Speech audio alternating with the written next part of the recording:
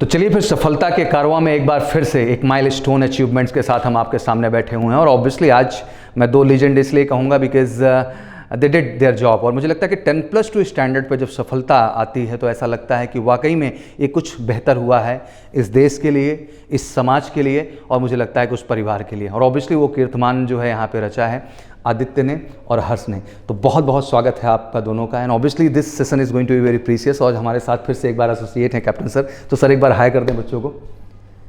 Good morning, gentlemen. So we are having Harsh and Aditya with us. Both of them got recommended by 19th Selection Board of Allahabad through NDA entry.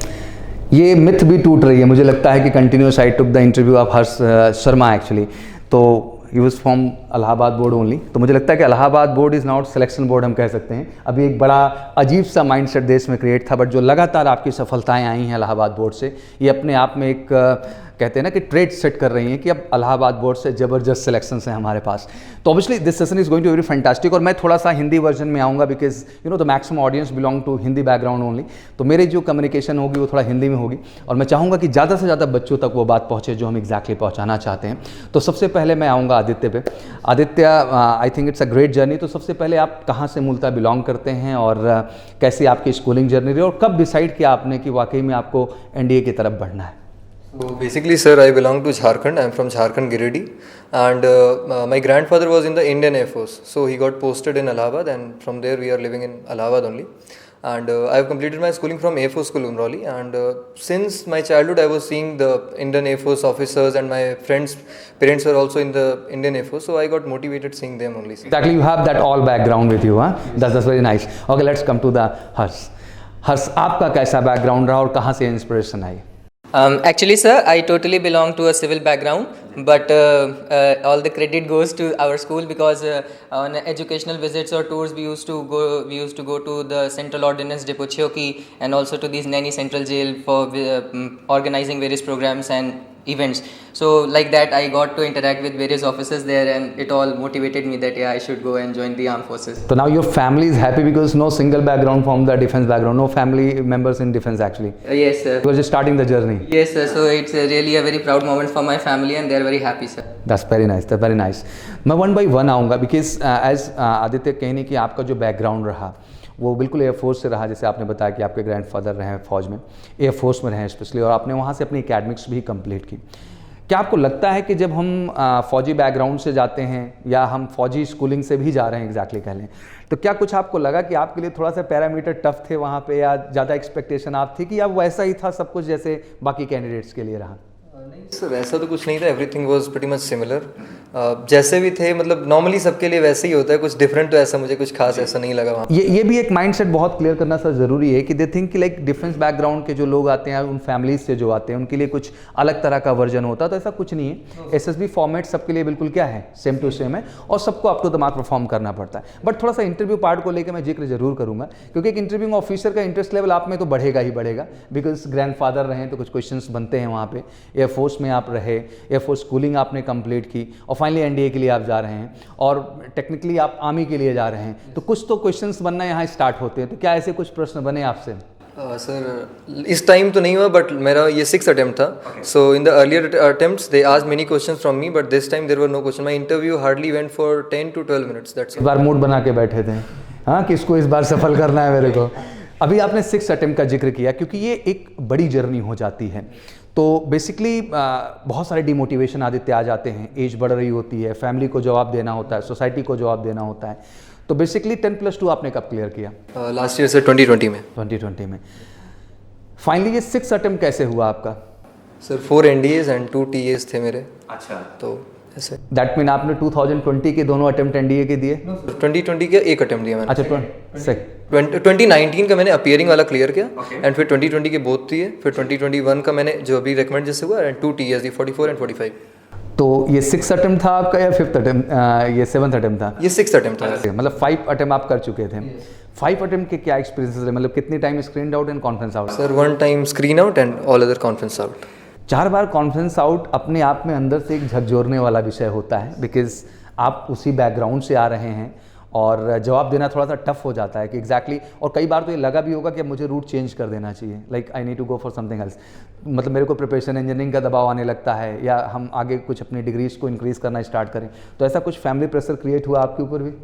Family pressure तो नहीं था, but peer pressure तो होता ही है। मतलब आपके friends जब आगे बढ़ रहे हैं and you are still at the same place की you are at the 12+2 level and your friends are doing engineering and all those, तो वो था। तो for that I started preparing for JEE mains and I also gave JEE mains and till the time there were 3 things that were there in my mind ki sir always told us ki an army officer need to be physically fit and mentally stable. So I was mentally stable at that particular time and my parents were also very much supportive. Each and every time they were behind me and they were saying ki that's very true कि parents support बहुत मायने रखता है और exactly वो support आपके साथ रहा तभी आप उस चीज़ को कर पाए। अच्छा, पॉइंट यहाँ ये बनता है कि लाइक एक बड़ा डिमोटिवेशन बच्चों के अंदर आ भी जाता है, अगर वो एक बार भी कॉन्फ्रेंस आउट हो जाते हैं, 2 बार भी हो जाते हैं तो बिल्कुल रुक से जाते हैं। बट हम सब ने ये बड़ा अच्छा निर्णय लिया हुआ है कि कोई बात नहीं, आप गड़बड़ हुए हैं, that's not is, come to us again, क्योंकि काम आप जितना करेंगे परफेक्शन, इवन क्लासेस का भी ये सिस्टम है कि 14 डेज प्रोग्राम तो कहने को है but we give them access for 365 days, हम 365 दिन का एक्सेस देते हैं और आए बच्चा पढ़े, क्योंकि अल्टीमेट हमारा भी उद्देश्य यही है कि जो कमियां उसके अंदर हैं उसको बेहतर करे और अच्छा करे। तो सर ये 365 डेज जो शेड्यूल हम लोगों ने ऐड ऑन किया है, इसके क्या फ़ायदे हैं सर? क्या बच्चे रिटर्न बैक आते हैं और उसका आउटपुट सर मिला है हमें? कुछ एग्जाम्पल इस तरह के सर। सर बिल्कुल, आदित्य मेरे ख्याल से सबसे बेहतर एग्जाम्पल है इसके लिए। जितनी बार आदित्य गया और जब कॉन्फ्रेंस आउट होते थे तो थोड़ा डिस्कशन हमारा ज़रूर होता था, टेलीफोनिक डिस्कशन हो जाएगा या आ जाते थे बैठ करके बात करते थे, कहाँ दिक्कत आ रही है या कहाँ हो जाता था ऐसा कुछ प्रॉब्लम, तो वो ओवरकम करने के लिए थोड़ा टाइम लगा। लेकिन हाँ, मुझे लगता है कि जब बैंगलोर से आप बाहर हुए थे तब एग्जैक्टली ये कैंडिडेट्स के लिए इंपॉर्टेंट भी है आदित्य कि हमें अपने कंसर्न टीचर से हमेशा एक कनेक्शन बना के रखना चाहिए। आप पास हो रहे हैं तब भी, फेल हो रहे हैं तब भी, क्योंकि दोनों ही टाइम पे आपको गुरु की ज़रूरत है लाइफ में और आगे करने के लिए, बेहतर करने के लिए। सफल हैं तब भी बहुत बेहतर करना है अभी लाइफ में, और आप असफल भी हुए हैं तब भी अभी आपको बहुत बेहतर करना है। लेकिन बोथ केस इट्स इंपॉर्टेंट कि हम एक कंसर्न बना के रखें अपने सीनियर से, गुरुओं से, जिससे कि हमें एक मोटिवेशन मिलता रहे आगे हमें कैसे बेहतर करना है। चलिए, बड़ी अच्छी बात रही और ये एक बड़ा इंस्पिरेशन है आदित्य अपने आप में कि जो बच्चे घबरा जाते हैं, 1 टाइम स्क्रीन आउट, अलग ही झटका लगा होगा। हर्ष पे आते हैं। तो फर्स्ट अटेम्प्ट हर्ष आपका भी जो है NDA का ही रहा। हाँ सर। 2020 का इनको सेकंड का I hope so you got, या first second both you got? सिर्फ सेकंड वन। अच्छा, second one you got that, that's very nice. और मैं ये अच्छा कहना चाहता हूँ, he is a very young age sir, मतलब ये तो बहुत अभी छोटा है and I think it's a great remark obviously for Allahabad city. आप मूलतः कहाँ से बिलोंग करते हैं हर्ष? प्रयागराज। अच्छा, मतलब हम इलाहाबादियों के साथ ही बैठे हैं आज। हाँ, वी फील प्राउड जब हमारे शहर के सिलेक्शंस बढ़ते हैं तो मेरे को बहुत अच्छा लगता है। एग्जैक्टली बिकॉज आप जिस शहर विशेष से आते हैं, माँ सरस्वती की जगह sir, and Harsh honestly sir तो एक लंबी जर्नी में रहे हैं, हम लोगों को भी ऑलमोस्ट 15 ईयर इस जर्नी में हो गए, हर तरह के एक्सपीरियंसेस रहे हैं। कहीं ना कहीं इलाहाबाद शहर अपने आप में माँ सरस्वती की जगह है, और जब वहाँ पे उस लेवल की चीज़ें नहीं दिखती थी आज के कुछ सालों पहले, तो अंदर से बहुत दुख होता था कि आई थिंक स्टार्स बसते हैं यहाँ पे। अगर एकेडमिक पॉइंट ऑफ व्यू से बात करें, चाहे वो शिक्षक लेवल पे हम बात करें, एक से एक योग्य विद यहाँ पर, छात्रों की बात करें, what A schooling system in Allahabad city. मुझे लगता है कि ठीक है, बेस्ट स्कूल्स इंडिया में बहुत काउंट किए जाते हैं, बट मुझे लगता है कि जो स्कूलिंग स्टैंडर्ड अपने शहर में है सर, ग्राउंड लेवल वाला, वो ज़बरदस्त स्कूलिंग सिस्टम है ओवरऑल। और अब जब रिजल्ट्स इस तरह लगातार दिखना स्टार्ट हुए हैं, इवन प्रयाग पब्लिक कोई स्कूल है एग्जैक्टली, वहाँ का बच्चा, मैं उसको भी नाम ले रहा हूँ यहाँ पे बिकॉज सर अच्छा लगता है कि गांव स्तर से स्कूल मेहनत करके एक ऐसे बच्चे को भेजा हमारे पास जिस पे हम मेहनत कर पाए, क्योंकि ये सच है सर कि स्कूल का भी रोल बहुत मायने रखता है सर, क्योंकि उसकी अपब्रिंगिंग, उसका ओवरऑल नरिशमेंट कैसा हुआ है, फाइनल बेटा SSB में वही चीज़ निकल के आती है, और कहीं ना कहीं हमें भी मिल पाता है कि वो पोटेंशियल है जिस पे काम करके हम कुछ आउटपुट ला सकते हैं। Okay, let's come to the harsh experience. अब थोड़ी सी एक्सपीरियंस की बात यहाँ पे शुरू हो जाती है। आपसे भी स्क्रीनिंग पार्ट को इस बार, क्योंकि स्क्रीनिंग का लास्ट टाइम वाला डर आपके अंदर समाया रहा होगा, इस बार कैसा आपका एजेंडा रहा, क्या स्ट्रैटेजी आपकी ड्यूरिंग स्क्रीनिंग में? हुआ तो कुछ नहीं। जब हम लोग गए वहाँ SSB बोर्ड में, तो वो जो ऑफिसर थे वहाँ पे, उन्होंने बोला कि all of you show your marksheet and merit certificate. तो हम लोगों ने बोला सर हम लोग के पास डिजी लॉकर वाली मार्कशीट ही है, CBSE बोर्ड ने भी इशू नहीं की है। तो उन्होंने बोला जिसके पास नहीं है वो OIR में नहीं बैठेगा, वो SSB नहीं दे सकता। So we all got scared that it is not going to be, so we all explained our part. So sir said that all those who are not having their mark sheets please come outside. So we all went there. तो जब हम लोग बाहर गए तो उन्होंने फिर अपने सीनियर से कॉल करके पूछा कि बच्चे कह रहे हैं उनके पास डिजी लॉकर की मार्कशीट है, सीबीएसई नहीं सुनी, तो उन्होंने बोला कि नहीं उनको बैठने दीजिए। तो फिर हम लोग को फिर अलाउ हुआ, तो फिर फाइनली वी फेंट रिलीव। फिर उसके बाद जब फिर हम लोग OIR अपना दिए अच्छे से, फिर OIR कंप्लीट हुआ, फिर स्टोरी दिखाई गई। तो story most of us our group 15 का ग्रुप बना था हमारा, तो मैक्सिमम सभी बच्चों की एक ही स्टोरी आसपास रिवॉल्व कर रही थी। तो it was not very difficult for us to come to a common solution. So easily हम लोग की स्टोरी बन गई थी, तो अच्छे से चला गया था GD नरेशन पार्ट। तो आई वाज श्योर कि हाँ हो जाना चाहिए अब की बार। 15 में कितने लोग स्क्रीनिंग हुए आपके ग्रुप में स्पेशली? सर 15 में 8 to 9 sir, 8 to 9। That's very nice sir. तो मतलब टोटल कितनी रिपोर्टिंग थी हर्ष वहाँ? सर 69 की हुई थी। 69 की रिपोर्टिंग ही थी? हाँ सर। इसमें कितनी स्क्रीनिंग हुए? 36 स्क्रीनिंग हो गए सर। बाप भाई वाह, that's the power of NDA and CDS. UPSC entry को ये एडवांटेज हमेशा मिलता है। हमेशा एडवांटेज मिलता है। और फाइनली कितने सेलेक्ट हुए थे 36 में? 14 got recommended sir. Very nice sir. ये ग्राफ सुन के लगता है कि now this is what exactly we want in SSB board.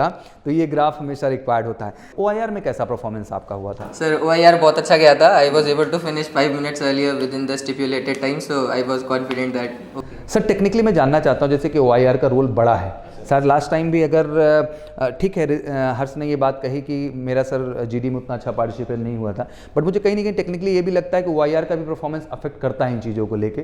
हम केवल GD को रीज़न नहीं बना सकते सर। तो OIR में सर हमारा स्पेशलाइजेशन इस समय क्या है और कितना रोल है इसका सर SSB के दौरान? अब सर देखिए बहुत सारे सेट हैं, हम लोग प्रैक्टिस करते हैं, 4-5 सेट तो कम से कम प्रैक्टिस कर ही लेते हैं और हर सेट को उस लेवल पे रखा जाता है। सबसे बड़ी चीज़ क्या है सर, जो टाइम स्ट्रेस दिया जाता है।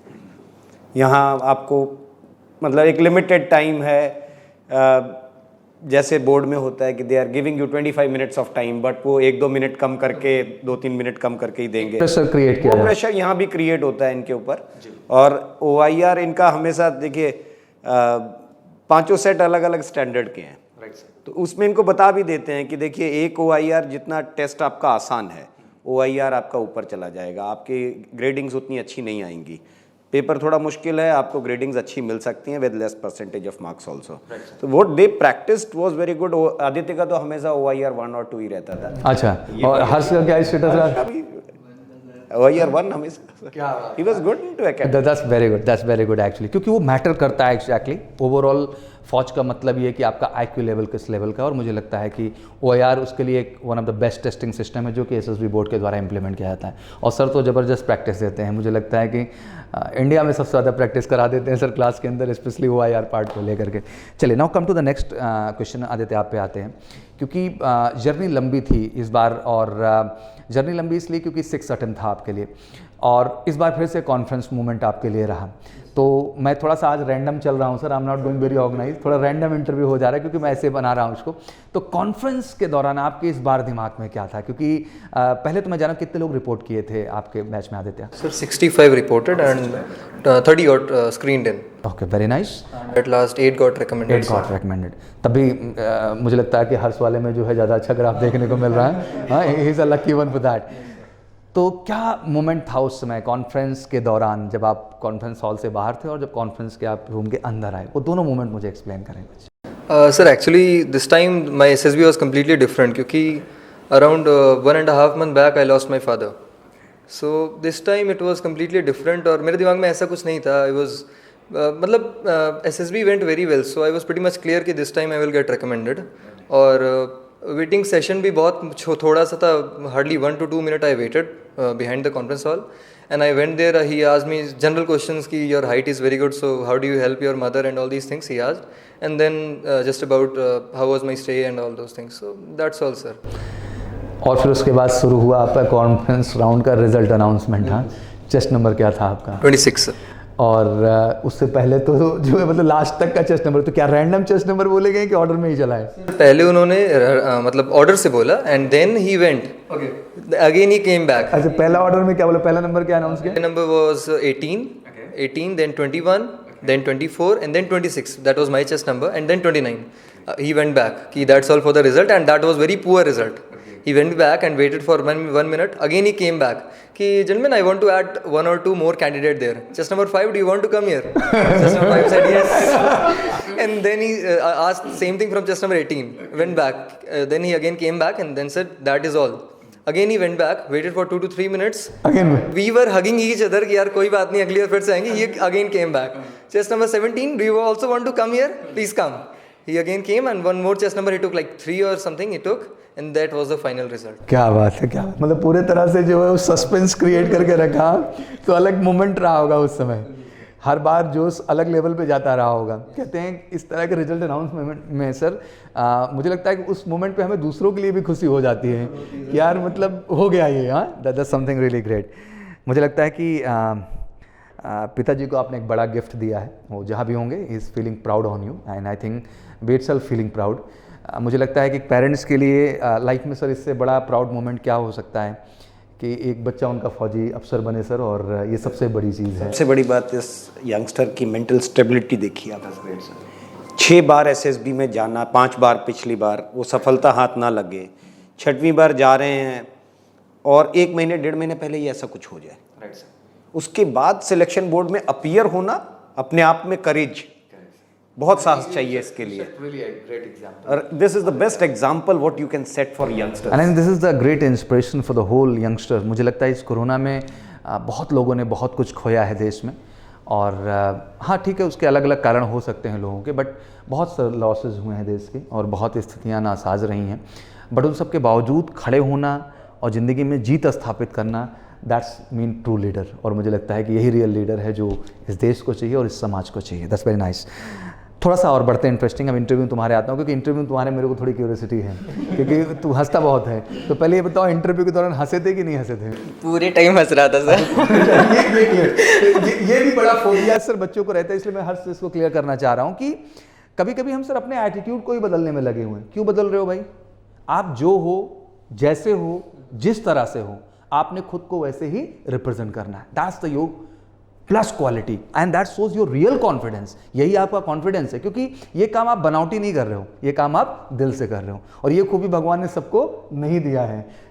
इसी बहाने कम से कम इंटरव्यूइंग ऑफिसर पे वैसे भी हंसते रहते हैं वो, बट आपने कुछ ज़्यादा ही हंसा दिया होगा. तो चलिए क्या मोमेंट रहा कुछ शेयर करें आप हर इंटरव्यू के दौरान. सर हम लोग का इंटरव्यू डेप्यूटी प्रेसिडेंट ले रहे थे. मतलब हम लोग का जो स्टिपुलेटेड चेस्ट नंबर्स थे उसमें तो डेप्यूटी प्रेसिडेंट ले रहे थे हम लोग का. तो यूजुअली सबका वो अप्रॉक्स 1 आवर ले रहे थे और मेरा 1 आवर 20 to 25 मिनट्स चला था इंटरव्यू. तो पता नहीं चला, हालांकि जब बाहर निकले तो दोस्तों ने बताया कि इतना देर time pass very quickly. I did not realise that it's 1.5 hours. So जब गया तो सबसे पहले उन्होंने बोला कि you are hailing from Prayagraj. मैंने बोला यस सर. सो बोले कि great, then feel yourself comfortable and I will be talking to you about. थोड़ा सा ब्रीफिंग दिया उन्होंने. फिर उसके बाद बोले कि आर यू कम्फर्टेबल नाउ. मैंने बोला यस सर. बोले कि if you want to remove your face mask and all please do it now and make yourself comfortable. It will be long. So okay sir. Then he started that tell me something about yourself, and then CIQ all started, and like 10 to 15 questions were there in that CIQ altogether. And when I started answering 3 to 4 of them, he interrupted me and then again asked 3 to 4 more questions, and this procedure he repeated 3 to 4 times.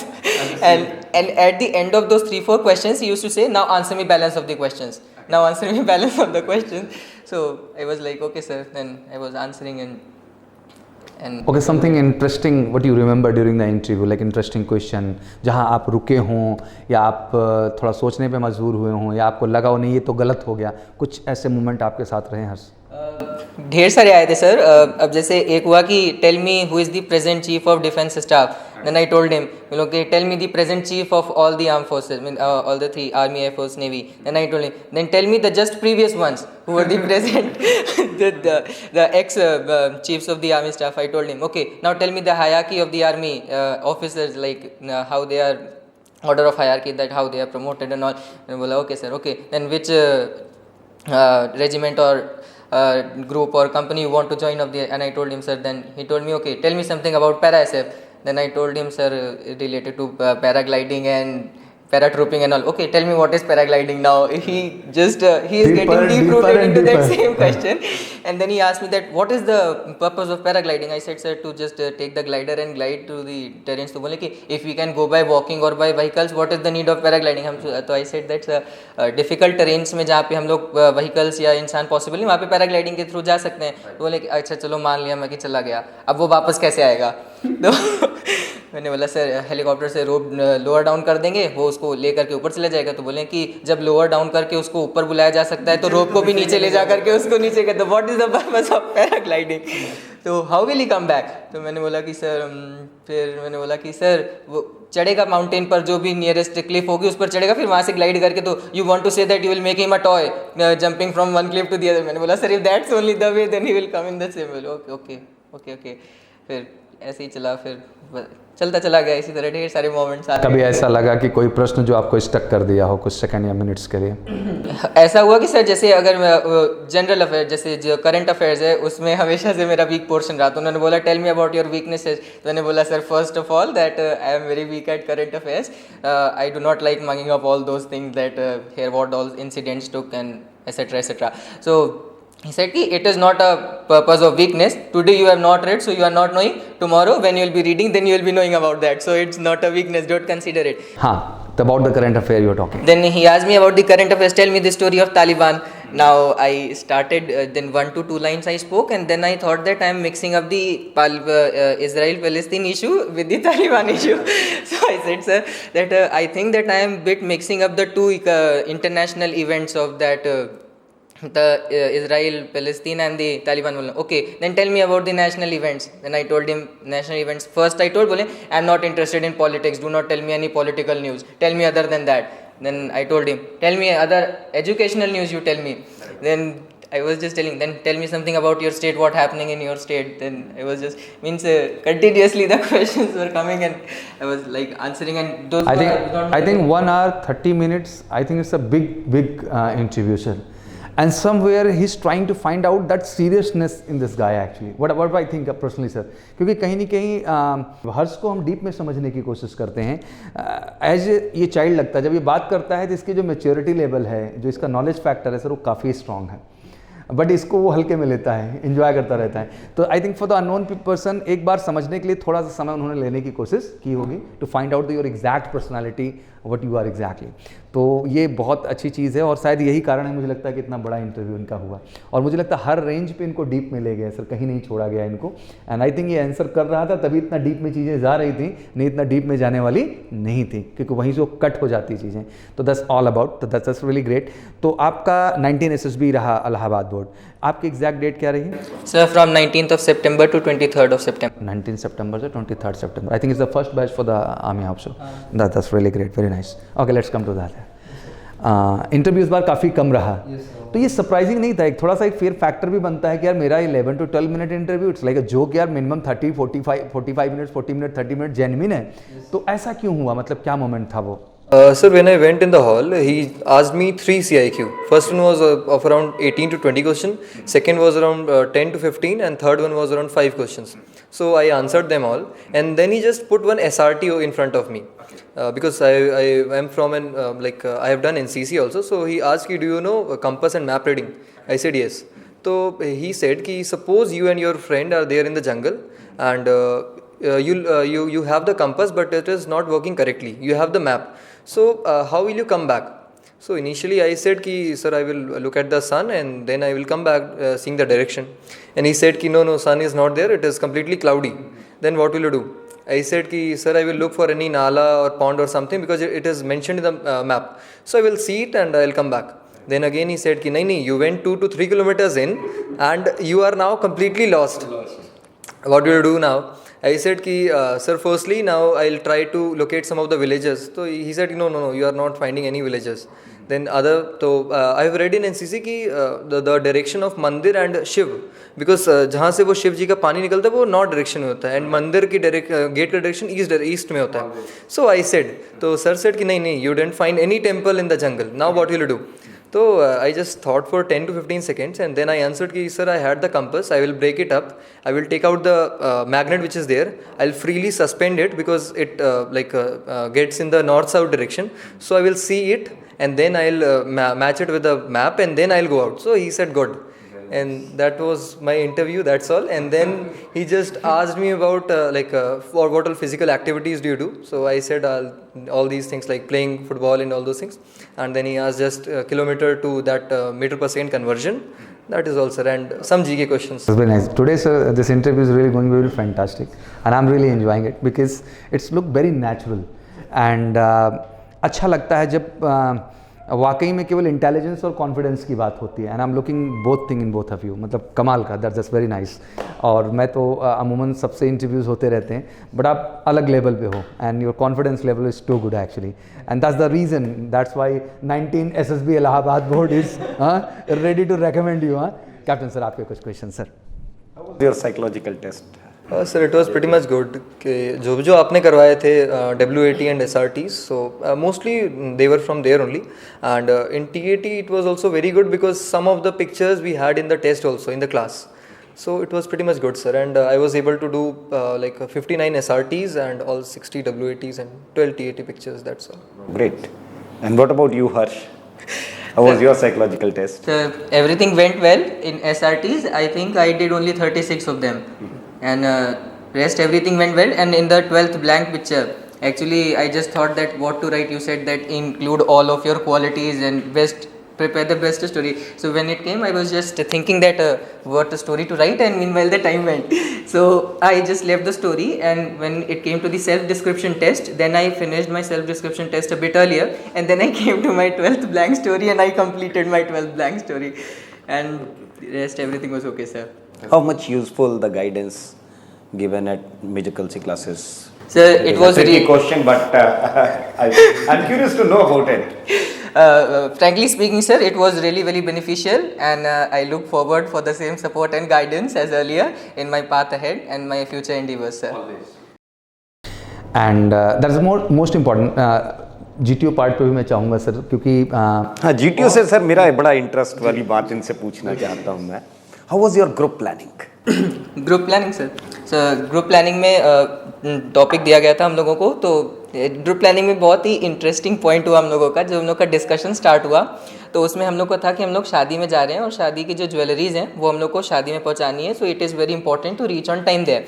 सो हम लोग का discussion चल रहा था. तो जब खत्म होने वाला था उसके 2-3 मिनट पहले एक चीज नंबर ने बोला कि एक्सक्लूड ऑल दी प्रॉब्लम्स. जो ढेर सारी प्रॉब्लम्स दे रखी थी उसने बोला exclude all the problems. The major problem is कि ज्वेलरी भी तो पहुंचानी है शादी में. तो exclude all, we'll first go and give the jewelry and then we will look forward for all that. So I said that what is he saying? Then anyhow somehow we all managed, no issues, we'll send one other person along with that, because hospital was also on the same way and jewelry was means path to go through the wedding reception was also on the same. So I said that 2 men will go, one will go to the hospital and take that man and other one will go and give the jewelry so that the wedding may continue and we'll reach there on time. So no issues. So anyhow so it went well.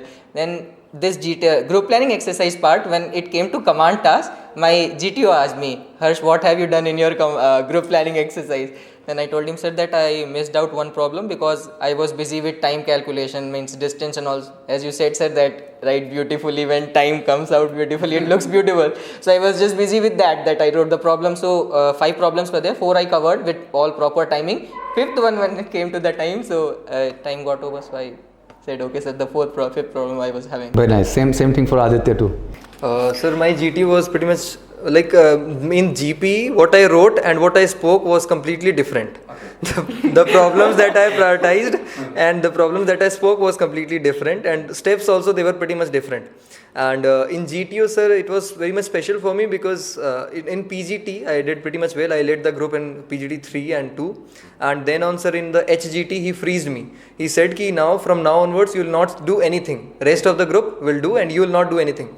So I was just standing there, and when the task got over, when the HGT got over, he asked me ki, do you have any other ideas? So I said yes sir, I have. तो कि ठीक है, do it alone. I did everything, and then he again said me, do you have any other idea leaving this? I said yes sir. Again I did it. So it was a command task. It was just like a command task for me. And when I went for the command task also, so he, like, it was a movable structure, so many a times he uprooted it, he changed the color and all those things he did. And when I went for the as a helping member in others tasks also, so there also he asked me, what all ideas can you apply in this task? So in other tasks also I was giving the ideas, and in my task also I was giving the ideas. How many members of your group had called you as So their helper? three members. Great. Yes, I think good. Very good. And what about Harsh? How was your performance in progressive group task? Sir, actually I must say to this that I got very supportive group. I mean, it was really very good that everyone was getting equal opportunity. It was not like that one has to present himself and squeeze for the opportunity and then speak out. Everyone was getting their chances, and luckily what happened that I was lightweighted, so I got an advantage that whenever the plank is being placed and means whatever. So being since chest number 15 is lightweighted, so I think that he should go first. So in that regards, I got an advantage that I used to go first in the task, and then so altogether we all finished the task very earlier, means many groups were there in the SSB, so our progressive group task finished firstly, means we were very earlier and then we finished it. And what about command task? How So many- in command task, sir, total of 6 structures were there, and in all the structures, sir, he said that means there were 3 structures in first line, first row, and then it's the other 3 structures in the second row. So what happened? I started with the first structure on the extreme left, and then I placed the rope and also, and somehow made the bridge and part to move forward. And as soon as I was about to step, commander, yeah, that structure is broken. Now how will you proceed? And I said, no issues, sir. I came on to the next structure. I prepared it. Then he said, okay, now you have stepped here. Now I was on the third structure over here on the second row. Then I was about to step here because on the next step only I was about to complete. So he said, it is more than 4 feet, but it was less than 4 feet. He said, it is more than 4 feet. You can't go there. And the other structure, it was more than 4 feet. He said, it is less than 4 feet. You may cover the distance. And both of your this means the other 2 chest numbers for helping whom I have called, you can take the help of anyone, rest they can just pass on. So I said, okay sir. Then I reached to the structure, then I placed again, made the path to go. Commander, can you do it anyhow somehow, because the rope which you are applying here so that you can make the path, that rope got broken anyhow somehow, commander. Now how will you do it?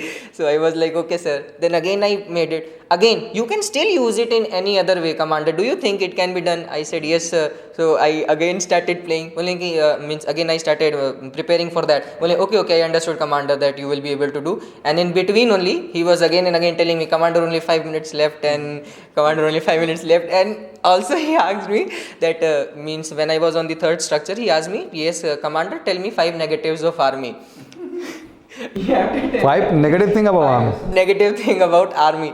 So I said, okay sir. First I told sir that the person is not able to meet his family members, and often he does not used to get in connections with the family member. This is the one negative which I feel. Okay commander, next 4 you have still to balance the 4 negatives I was telling. Then when thrice he told that you have to still tell me the negatives. So I said, sir, negatives also become positive if you take from your perspective. So don't become diplomatic. We are having so many diplomats. we are having so many diplomats in our country. Tell me the negatives. So I said, sir, again I would stick to my point that negative becomes positive. It depends upon the perspective that from which end of the periscope you are looking. So okay commander, then you may go. Very nice. I think the leader is always to find the positivity in all negativity. If we are just trying to find out negativity in anything, so that's not an attitude of a leader. चलो एक तो तुमने बता दिया था, वो adjustable था, but आगे तुम्हारा लाइन पे स्टिक रहना ही सही था. अगर वो चेंज करते तो something is going to wrong, क्योंकि वो सीरियसनेस फिर से देख रहे थे कि वो सीरियसनेस इस बंदे के अंदर है कि नहीं है. क्योंकि आप लीडर होके कभी भी ये बात नहीं कह सकते कि किसी चीज़ में ये खराबी है. नहीं, हर चीज़ को देखने का नज़रिया है. हर खराब चीज़ सही हो सकती है लीडर के प्रॉस्पेक्ट से. तो ये हमेशा सही आपने कहा, it's all about the prospective. What you imagine. मुझे तो सर बहुत मज़ा आया. आई थिंक ढेर सारी बातें हुई, एंड जिस तरह से चिल आउट आप लोग रहे, आई think it's a great inspiration for the all youngsters. क्या कहना चाहेंगे? हर साहब तो हंस रहे हैं लगातार, तो हंसना तो आप ज़रूर सिखाइए सबको. कैप्टन सर, आप भी इस पॉइंट को रखते हैं, लोग इतना स्ट्रेस जो है लिए हुए हैं जो कि गलत है, और बहुत छोटी उम्र में 10+2 ऐसा लगता है जैसे कि करोड़ों की प्रॉपर्टी बिक गई हो. अभी तो आपकी लाइफ शुरू हुई है. It's a part of life. Ups down ये सब चलता रहेगा. मसला ये है कि जो आपके प्रोजेक्ट हैं उसको आप कॉन्सेंट्रेट करें खुद को और इन्जॉय करें. अच्छा होगा, ऊपर वाला भी अच्छा करेगा जब आपका किसी चीज़ को करने का थॉट प्रोसेस क्या होगा, अच्छा होगा. और यही लीडर की एक खूबी होती है. अगर लीडर ही सर स्ट्रेस में रह जाएगा तो व्हाट इज़ द डिफरेंस? ख्याल से सर आदित्य जब क्लास में आते हैं तो पहली चीज़ यही एक होती है कि put a good smile on your face. Liveliness is most important thing. Important है. और इंटरव्यू में भी सर इनके साथ यही एक चीज़ रहती है कि जब आप इंटरव्यू में जाते हैं तो जितना स्ट्रेस्ड होंगे उतना ही आप फिर answers are second thing what they are looking for. First is your energy, your interest of participation, are you interested in talking to a senior person? Right sir, That shows. नहीं that's feel very great sir. कल जब मैं चौधरी साहब का interview ले रहा था, all India rank 2 Jack, तो वो भी चीज़ उस बंदे के अंदर फील हो रही थी, उसने शुरू से अंत तक एंजॉय किया सारी चीज़ें, मतलब नथिंग लाइक प्रेशर। तो ये बहुत बड़ी चीज़ होती है और ये काम लीडर ही करता है सर। वो जंग भी हंसते हुए लड़ता है, फौजी की खूबी है ये। अगर बिना किसी जंग के ही तुम इतना निराश बैठे हो तो कल को लाइफ में कोई रिस्पॉन्सिबिलिटी आई तो तुम्हारी निराशा अपार लेवल पे जाएगी।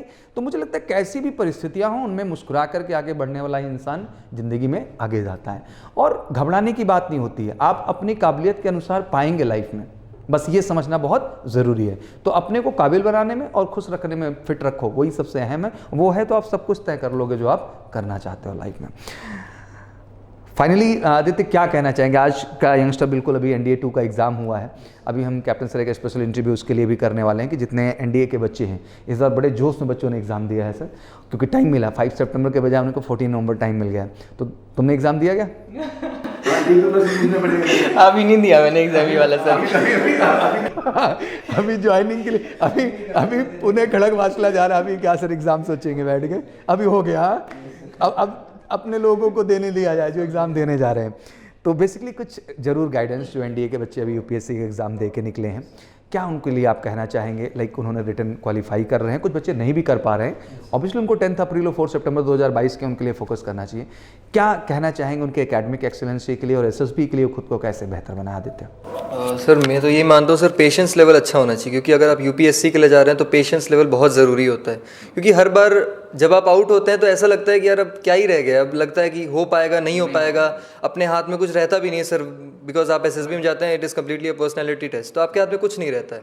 तो उसके लिए पेशेंस सर बहुत ज़्यादा ज़रूरी है। और अंदर सर मैं मानता हूँ सर मोटिवेशन की बहुत ज़रूरत है सर, मोटिवेशन बहुत ज़रूरी होता भी है। क्योंकि अगर आपको पता ही नहीं होगा कि मैं ये काम कर क्यों रहा हूँ तो फिर आप उस काम को नहीं कर सकते हैं, क्योंकि मेरे पास अगर रीज़न है तभी मैं उस काम को कर सकता हूँ।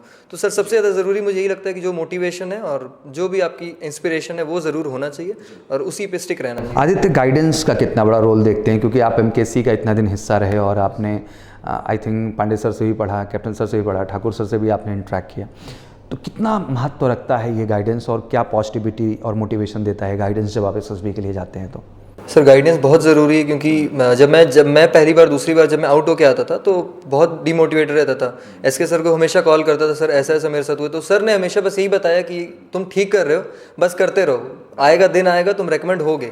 सर बस यही चीज़ बोलते थे कि जैसे कर रहे हो करते रहो। और एक बात सर की और थी, सर मतलब केवल क्लास तक नहीं मतलब सीमित थे। सर के लिए आप कभी पहुँचे, कभी आप व्हाट्सएप पे कॉल करिए, मैं अक्सर सर को पिक्चर भेजा करता था, सर मैंने ये स्टोरीज़ लिखी है, क्या लग रहा है सर, मतलब सर फिर उसके लिए हमेशा मतलब बताया करते। तो गाइडेंस सर बहुत ज़रूरी होती है, क्योंकि अगर आपको रास्ता ही नहीं पता होगा तो आप आगे तक जा ही नहीं सकते। तो गाइडेंस बहुत ज़रूरी होता है। और कोचिंग में आने के बाद तो सर बहुत अच्छा लगता है, क्योंकि आप कॉन्फिडेंट भी हो जाते हैं। अगर आपको सामने से पता चल रहा है कि मेरी ये कमी है, अगर मैं उसको इंप्रूव करूंगा तो मेरा सिलेक्शन होगा, तो उसके लिए आप कॉन्फिडेंट हो जाते हैं यार कि ये चीज़ें मुझे बस सुधार। और सच भी है, मतलब बच्चों को ये भी मैं कहना चाहता हूँ, ठीक है आजकल YouTube पे सर चीज़ें हो गई हैं, बहुत रिसोर्सेज हैं, बट मुझे लगता है कि जो जंग होती है वो रियल मैदान में होती है।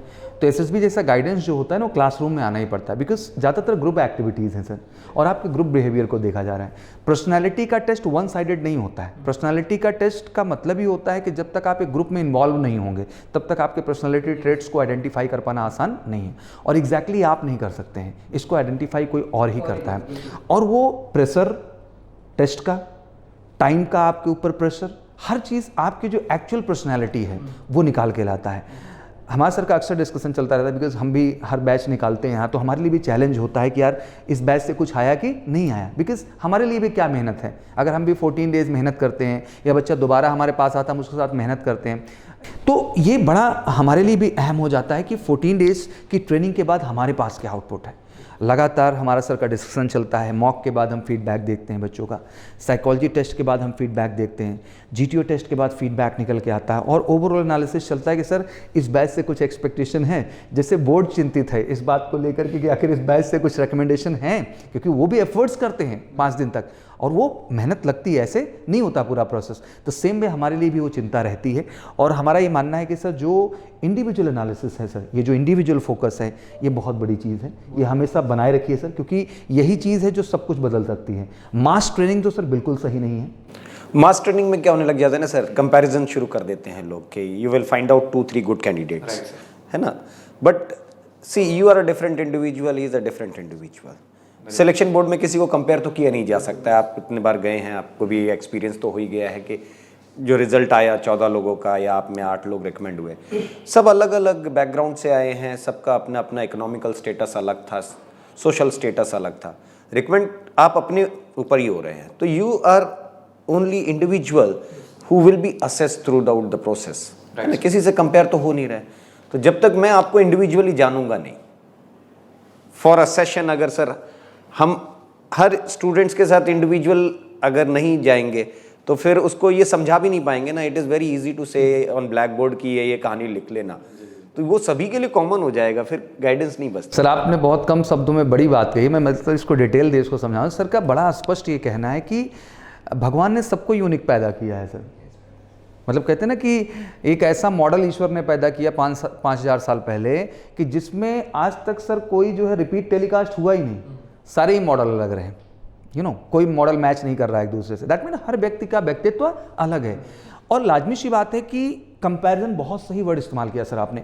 अमूमन एकेडमीज में सिस्टम है कि एक कैंडिडेट दूसरे कैंडिडेट जैसा बन रहा है, क्योंकि कहीं ना कहीं जो ट्रेनिंग का सिस्टम है उसमें भी उसको ये रियलाइज कराया जा रहा है कि ये ज़्यादा स्मार्ट है, ये हो सकता है, और उसको ये इनडायरेक्टली रियलाइज कराया जा रहा है कि तुम्हारा नहीं होगा, तुम नहीं हो, तुम इसके जैसे बन जाओ। अब सर वो खुद के व्यक्तित्व पे काम करने के बजाय, खुद को निखारने के बजाय वो उसके जैसा बनने लगता है जिसका कोई मतलब ही नहीं है। फिर वो किसके जैसा है?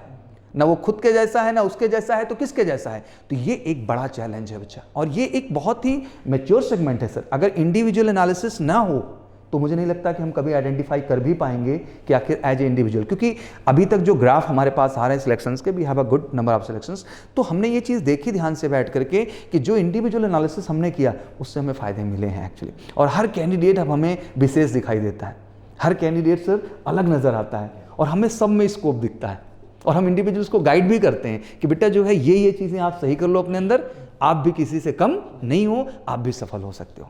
बच्चों का एक डर कि कॉन्वेंट बैकग्राउंड का बच्चा आ गया तो एक हिंदी बैकग्राउंड का बच्चा डर गया देख करके। क्यों डर रहे हो भाई? सर ने एक बड़ी अच्छी बात कही कि हर बच्चे की जो है PIQ फॉर्म अलग है, जन्म कुंडली अलग है, उसका बैकग्राउंड, वो कहाँ से आया है, कैसे आया है, तो उससे उतनी एक्सपेक्टेशन की जाएगी ना, वो जहाँ से आया है, जैसे आया है, उससे ये थोड़ी ना एक्सपेक्टेशन की जाएगी कि वो जो है अमेरिका से आया हुआ है घूम के, या जो है लंदन से घूम के आया हुआ है। भाई तू गांव में घूमा है तो गांव तक ही बात करेंगे ना ओवरऑल, और आप उसमें कितने मैच्योर हैं, कितने बैलेंस, और उस सराउंडिंग को कितना पॉजिटिवली आपने ऑप्ट किया है, और उसमें क्या अच्छा और बेहतर करने की आपने कोशिश की है। तो दिस इज ऑल अबाउट। तो ये भ्रम भी खत्म होना सर बहुत जरूरी है देश में कि किसी हाई फाई बैकग्राउंड से सफलता नहीं मिलती है। सफलता आप कितने रियल, कितने ओरिजिनल और कितने एक्चुअल हैं, इस बात पे डिसाइड होता है। और अल्टीमेट बेटा ये सारी चीज़ें आपके मैच्योरिटी पे, आपके कॉमन सेंस पे, आपके कॉन्फिडेंस पे और ओवरऑल रियल गेम से ही ये चीज़ें पॉसिबल हैं। और मुझे सर प्राउड होता है कि जो ट्रेनिंग प्रोसीजर आप रखते हैं सर, और जो गाइडेंस का लेवल रखते हैं सर, ये बड़ा ज़रूरी है सर। एक टीचर के तौर पे आई नो कि बहुत लोग पढ़ाते हैं, सब्जेक्ट पढ़ाते हैं, पढ़ा के निकल रहे थे, जैसे आदित्य भी शेयर कर ही रहे थे बात। सर ये जो एक रियल बात करने वाली बात है, ये सर बहुत कम लोग करते हैं। आज मैं जानता हूँ कि SSB में बहुत बड़े बड़े बैचेस लोग चलाते हैं, बड़ी बड़ी चीज़ें करते हैं, बट जो अटेंशन बच्चों के लिए चाहिए सर वो कहीं ना कहीं नहीं है। और बाकी जो होने वाले वो तो होंगे ही सर, बट एक्चुअल गाइडेंस के बाद जो होते हैं दैट इज़ अ ट्रू। तो बहुत सही बात कही आपने आदित्य कि ये ज़रूरी है कि गाइडेंस भी ले और खुद पे कॉन्फिडेंट होकर के चीज़ों का प्रयास करें। और पॉजिटिविटी मोटिवेशन का तो कोई तोड़ ही नहीं है, और हमेशा वो फैमिली, गुरु, दोस्त हर व्यक्ति से मिलता है, उसको हमेशा हमें लेना चाहिए। बिल्कुल आप पे आएंगे हर्ष, क्या कहना चाहेंगे, क्योंकि एग्ज़ाम क्लियर हुआ है बच्चों को, SSB की भी प्रायोरिटीज़ है, रिटन की भी प्रायोरिटीज़ हैं, किस तरह से खुद को फोकस करें और कैसे तैयार करें? जी those who have made to the written means जिनको लगता है उनका रिटन बढ़िया गया है, तो SSB के लिए तो मैं यही कहूँगा कि जैसे हमारे इलाहाबाद में गया था, तो इलाहाबाद के GTO ग्राउंड में जब जाएंगे तो बोर्डिंग्स लगी हुई हैं, तो उनमें से एक बोर्डिंग पे लिखा था that if you have it in you they are just looking for you. So I believe that just keep this same aim और mantra in your mind that if you have it in you then they will select you for sure, and chill out those 5 days in SSB. And I must say that those 5 days in SSB, they will be the most memorable one, and even after your commission also you will say that yeah, those SSB days were really memorable. The friends which you make, the holistic hand holding which you develop there, the bonding which you develop there, that it will be really means whenever you will remember, you will just say that yeah, it was really memorable once. So I just say that chill out there, and if you have it in you then they'll for sure select you.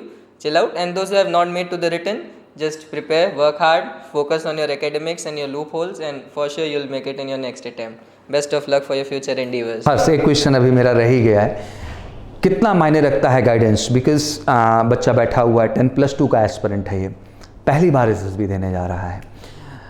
Guidance कितना मायने रखता है इसके लिए, आपको क्या लगता है? क्योंकि फर्स्ट टाइम आपने भी जर्नी शुरू की और गाइडेंस लिया, उसके बाद आप जाके वहाँ पे चीज़ों को परफॉर्म किए, तो गाइडेंस का क्या रोल रहेगा इनके लिए?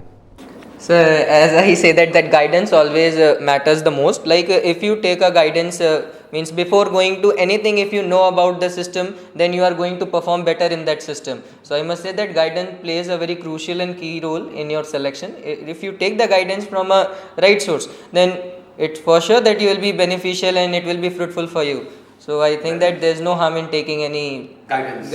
It's not harm, it's a supportive thing. हाँ, गाइडेंस तो लेना ही पड़ता है, वो चीज़ों को पॉजिटिवली लाता है। तो आई think it's really lovely interaction with both of you, really great chap.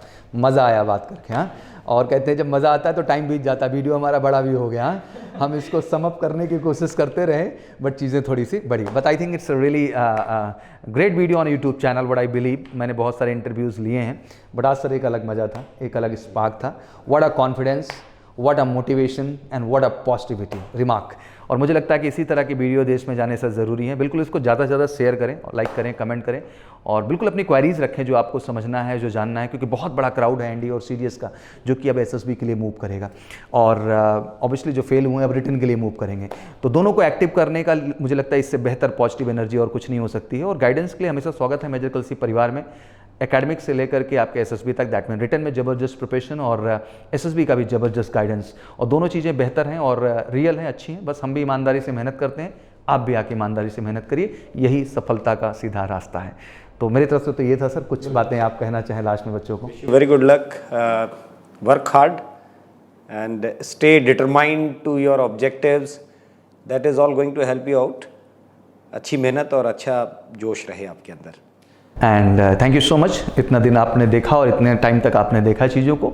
And बस यही कहना चाहूँगा, आई थिंक सबसे सीखिए, एक पॉजिटिविटी अपने अंदर गेन करिए और लाइफ में यार कमाल करिए, धमाल करिए। आप पैदा हुए हैं, आप सबसे विशेष हैं, आप सबसे बेहतर हैं और आप सबसे अलग हैं। और जब इतनी खूबियाँ आपके अंदर है तो मुझे नहीं लगता कि इस दुनिया में आपको कोई सफल होने से रोक सकता है। बस ज़रूरत है खुद के अंदर की शक्ति को पहचानने का और बेहतर प्रयास करने का। तो wish you all good luck. जय हिंद, जय भारत। क्या आपने भी देखा है भारतीय सेना में जाने का सपना? मेजर कलसी क्लासेस करेगा आपके ऐसे हर सपने को साकार। जुड़िए हमारे ऑफलाइन क्लासरूम प्रोग्राम के साथ, जहां आपको मिलेगा एक्सपर्ट फैकल्टी टीम का guidance, best defence oriented books, बेहतरीन physical training, doubt counter facilities, special current affair की क्लासेस और मंथली यूनिट टेस्ट। आज ही लीजिए डायरेक्ट एडमिशन और पाएं 2000 का कैशबैक। अधिक जानकारी के लिए हमें कॉल करें 9696330033 पर और विजिट करें www.majorkalsiclasses.com पर। जय हिंद।